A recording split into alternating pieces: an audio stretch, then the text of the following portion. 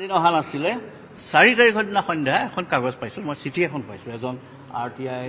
Applicant এজনৰ পৰা আবেদনকাৰী এজনৰ পৰা তেওঁ লিখিছে যে আপোনাৰ তেওঁ প্ৰায় কৰি থাকে RTI আৰু অকমান সুস্থ মগজুৰ মানুহ যেন লাগে মোৰ বোধ হয় তেওঁ লিখিছে যে আপুনি স্বচ্ছতাৰে কঠোৰকে বেয়া মানুহখিনিৰ বিৰুদ্ধে কাম কৰিছে বা পাব্লিক অথৰিটিজ সকলৰ আপুনি যি কঠোৰ নিৰ্দেশনাৰে স্বচ্ছতা আনয়নত সহায় কৰিছে আমি বহুত কৃতজ্ঞ আপোনাৰ ওপৰত আমাৰ পুৰা বিশ্বাস আছে যাই কি নহওক এখন আমি নতুনকৈ RTI কৰিছোঁ কেইবাটাও ডিপাৰ্টমেণ্টৰ বিষয়ে যাৰ পৰা শ্যামকানু মহন্তকে ধৰি কেইবাটাও নাম কৈছে বাকী কেইবাটাও বেলেগ বেলেগ অনুষ্ঠানৰ কথাও কৈছে তেওঁলোকে যিখিনি বিত্তীয় সাহায্য অসম চৰকাৰৰ পৰা পাইছে তাৰ বিষয়ে আমি এটা RTI কৰিছোঁ আৰু পুনি যেনেকৈ অন্যবোৰ ক্ষেত্ৰত ইমান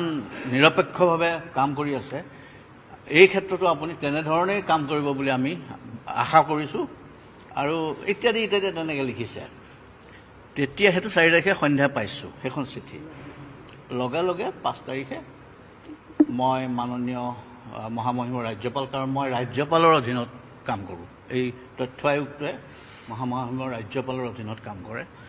তেখেতৰ ওচৰত গৈ এই চিঠিখন কুইকলি ড্ৰাফ্ট কৰি পেলাই তাত মই সেই কথাকেইটাকে লিখিছোঁ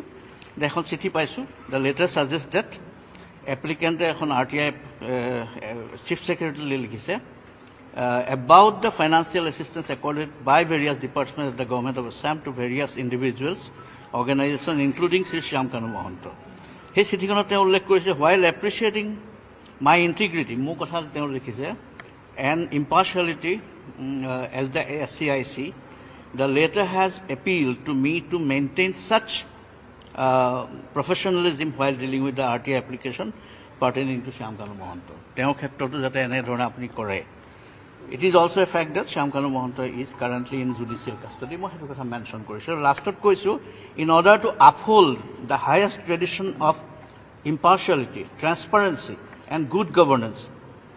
exhibited in the RTI Act and the Constitution of India, I consider it to be in the fitness of things to demit my office so that no doubts or inferences may be cast in the administration of justice pertaining to the instant RTI petition. যাতে কোনো সন্দেহ বা এনেকুৱা ধৰণৰ অনাহক চিন্তাৰ হেৰি নহয়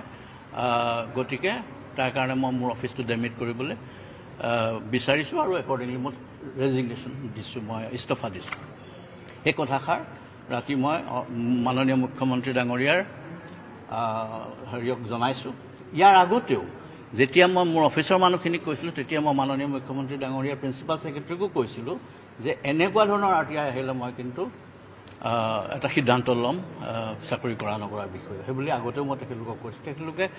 মোক উত্তৰো দিছিলে হ'ব বাৰু আপোনাক আমি সন্মান কৰিম কথাটো সিমানেই গতিকে অসমৰ ৰাইজলৈ মই শ্ৰদ্ধা সেৱা জনাইছোঁ কৃতজ্ঞতা জনাইছোঁ আৰু বিশেষকৈ পাব্লিক অথৰিটিজবিলাকে মোৰ সময়ত যথেষ্টখিনি ৰেছপণ্ড কৰিছে আৰু মই ভাবোঁ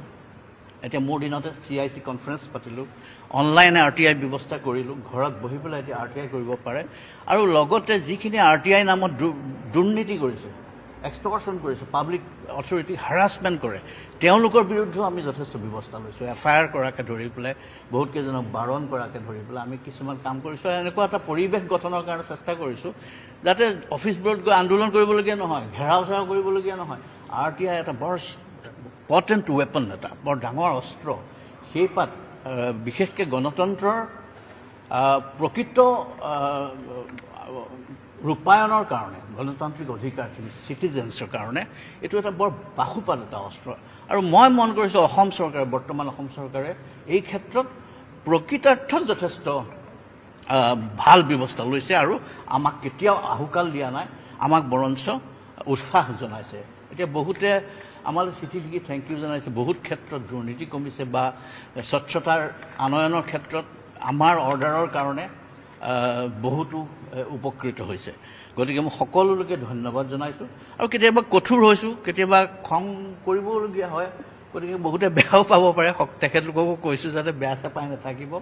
আৰু আপোনালোক সকলোলৈকে ধন্যবাদ জনাইছোঁ থেংক ইউ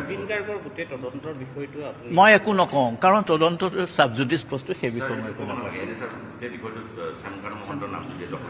জুবিন গাৰ্গ মোৰ বৰ মৰমৰ মানুহ তেওঁ 10 জানুৱাৰীৰ দিনা আমি এটা শ্ৰীমন্ত ফাউণ্ডেশ্যন বোলা এটা অৰ্গেনাইজেশ্যন আমাৰ আছে তাৰ অধীনত আমি মূকবধিৰ আৰু অন্ধসকলৰ কাৰণে এটা বিশেষ কাম কিছুমান হাতত লৈছোঁ আৰু সিদিনা আমি ক্লাছ 9ৰ ষ্টুডেণ্টছবিলাকক আমি এডপ্ট কৰিছোঁ আৰু 22টা ল'ৰা ছোৱালীক আমি এডপ্ট কৰিছোঁ প্ৰতিটো 22টা এনেকুৱা অন্ধ আৰু মূকবধিৰ ল'ৰা ছোৱালী ঘৰলৈ মই নিজেই গৈছোঁ আৰু জুবিনেও আমাৰ লগত কলাগুৰু বুলি যিটো অনুষ্ঠান আছে তাৰ লগত একেলগে কাম কৰাৰ যথেষ্ট মন কৰিছিলে আৰু জুবিনে গোটেই ল'ৰাখিনিক লৈ গৈছে ল'ৰা ছোৱালীক মোক কৈছে ভাস্কৰদা লৈ আহক না লৈ গৈছোঁ জুবিনৰ ঘৰলৈ চবকে ভাত পানী খুৱাইছে ধেমালি ধুমলা কৰোৱাইছে পিছত সেই ল'ৰা ছোৱালীবোৰ আৰু বহুতোজন গুৱাহাটীৰ প্ৰথিতযশা লোকৰ মাজত জুবিনে আমাৰ এটা চেনেল এটা লঞ্চ কৰিছে সেইটো মূকবধিৰ আৰু অন্ধৰ কাৰণে আৰু সিদিনা আমি 12টা ব্যৱহৃত লেপটপ তেওঁলোকক উপহাৰ দিছোঁ ক্লাছ 9টোক আমি এডপ্ট কৰিছোঁ ক্লাছ 9ত কৰি তেওঁলোকৰ যিবোৰ কিতাপ ব্ৰেইলিত নাই সেই কিতাপবোৰ আমি অডিঅ' বুকলৈ ৰূপান্তৰ কৰিছোঁ কাণেৰে শুনা তেওঁলোকে সেই কিতাপবোৰ শুনি শুনি পঢ়িব পাৰিব গতিকে সেই লেপটপ ডিষ্ট্ৰিবিউশ্যন কৰিছোঁ সেইবোৰতো জুবিনে যথেষ্ট আমাক সহায় কৰিছে গতিকে এইবোৰ কামত আমি আগবাঢ়ি আহিছোঁ আৰু জুবিনৰ যি বিশ্বদৰ্শন বিশ্ববীক্ষণ মানুহক সহায় কৰাৰ সেইখিনি ক্ষেত্ৰত আগবঢ়াই নিবলৈ আমাৰ শ্ৰীমন্ত ফাউণ্ডেশ্যন বদ্ধপৰিকৰ আমি আগবাঢ়ি যাম আৰু ইয়াত তদন্ত প্ৰক্ৰিয়া কি হৈছে কি নাই হোৱা এইটো লৈ পেলাই মোৰ কোনো ক'বলগীয়া নাই এই বিষয়ে এইটো এটা স্বাধীন প্ৰক্ৰিয়া এইটো নিজে চলি থাকিব থেংক ইউ